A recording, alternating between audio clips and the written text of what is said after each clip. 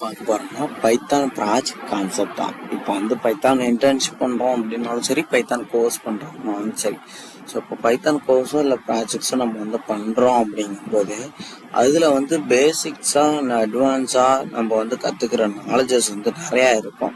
அதுல ரொம்ப இம்பார்ட்டண்டா நம்ம வந்து ப்ராஜெக்ட்ல யூஸ் பண்ற கான்செப்டை பத்தி தான் இப்போ வந்து நம்ம வந்து பாக்குறோம். இது மட்டும் கிடையாது, இன்னும் வந்து அதிகமா இருக்குது.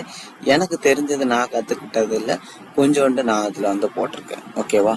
ஸோ இதில் பொறுத்தளவுக்கு Python triples, access modifiers, so அதாவது பப்ளிக்கு, வைல்ட்மெண்ட், ஸோ இந்த மாதிரி வந்துருக்கலாம், ப்ரைவேட்டு, ப்ரொடக்டடு, ஸோ அதுதான் வந்து மாடிஃபைஸ் அப்படின்னு சொல்லுவாங்க. ஸோ அடுத்தது வந்து பார்த்தீங்கன்னா type of ingredients, single ingredients, multi ingredients, so அந்த மாதிரி வந்து இருக்கிறது. Method overloading, overriding, so அந்த மாதிரி இருக்கிறது.